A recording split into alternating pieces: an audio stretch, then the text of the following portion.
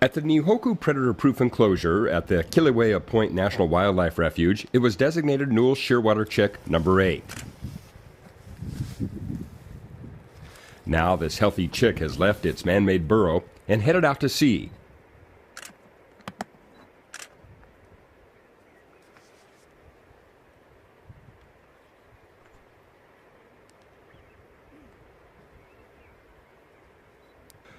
Following 7 other young birds that had been brought here as part of an extraordinary effort to save Hawaii's endemic seabirds from extinction. So I'm going to let you tell me the weight first before we weigh, and then I'll give it to Megan to write down the stuff. I just want to see the percent change and stuff like that before. What's remarkable about number 8, explains Dr. Andre Rain of the Kauai Endangered Seabird Recovery Project, is this is the first chick we've ever found outside its natural burrow that not only survived, but became strong enough and healthy enough to fledge. The chick was discovered lost, alone, and hungry on a trail in the Hono'onapali Natural Area Reserve in late August. It appears to be the first time team members have encountered a live chick out in the open. Typically, if they leave their burrow for any reason, they're attacked and eaten by predators, including rats and feral cats. Rain believes the chick's parents were likely killed by predators and somehow their chick escaped the same fate. Initially, number 8 was flown to the Save Our Shearwaters program at the Kauai Humane Society, where staff there gave it fluids and food. Ultimately, it was translocated to the Nihoku enclosure, where over the course of the past month it continued getting daily feedings and health checks. It's one of those kind of lucky things, just that the people found him walking on the ground and was able to bring him into SOS quickly. And he's doing well. He's acclimated to his burrow down here. His weight and wing corn seem to be on track. So it's a real nice team effort. SOS really got him up to where he needs to be. And now, in fact, I think he's probably maybe even his growth and wing corn and development is even maybe a little bit ahead of some of the wild birds that are of equal age. So right now, today, his wing cord was just under 200. So as soon as he's around the 210 range, I'll go ahead and open up his burrow, and then hopefully he'll come out and start practicing, and it'll be exciting when he fledges, because it's a lot of people, a lot of hard work to get him to that spot. There's so many birds that don't make it, and the fact that bird crawled out and somebody saw it and found it and was able to bring it to SOS, and they did what they did, and then it correlates with the project that we're doing here to be able to have a spot to put it that he can fledge from, and hopefully come back here to a safe spot, because who knows what happened to his parents. There's a good chance that a lot of things could have happened, but cats and things like that are a real threat. That could have been why he was hungry in the first place. You never know.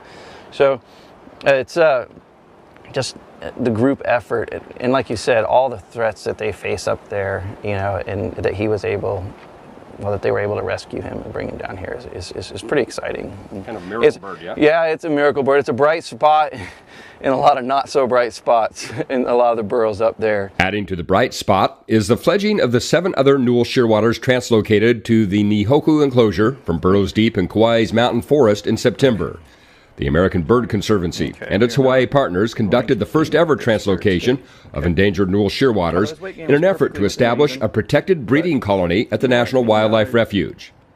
We'll feed him tomorrow. How's that sound? That sounds good. Let's do a wing cord. Look at that wing. Wow. This guy he's getting close. Yeah, he's getting real close. Ooh, look at that. Dr. Lindsay Young, project coordinator with Pacific Rim Conservation, explains team members removed 7 large, healthy chicks from their burrows by hand. Once they arrived at Nihoku, their growth was carefully monitored, and they were hand-fed daily a slurry of fish and squid. Once they were big enough, their caretakers opened their burrows to allow them to depart when the time came. Newells shearwater chicks imprint on their birth colony location once they emerge from their burrows, and as adults will return to breed at the same colony. Since the chicks were removed from their natural burrows before the critical imprinting stage, it's hoped they'll imprint on the artificial burrows and return to the predator-proof colony as adults in 3 to 5 years. Hannon Evans, director of American Bird Conservancy's Seabird program, says the new colony will be the only fully protected colony of this species anywhere in the Hawaiian Islands. It's an enormous step toward recovering this rare seabird, and we hope it marks a turning point in the downward trend for this species.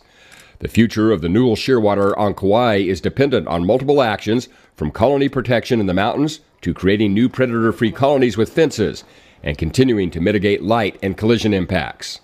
Dr. Young concluded, "We are very excited to have accomplished a major recovery objective for one of Hawaii's endemic seabird species. What we learn from this project will be crucial in implementing what we hope will be many more projects like this on Kauai and across the state." The recovery team has a year's worth of experience under its belt, having translocated endangered Hawaiian petrels to the nearly 8-acre Nihoku enclosure a year ago. Those birds fledged, and in October, a new group of Hawaiian petrels will be removed from their mountain burrows and flown to the enclosure.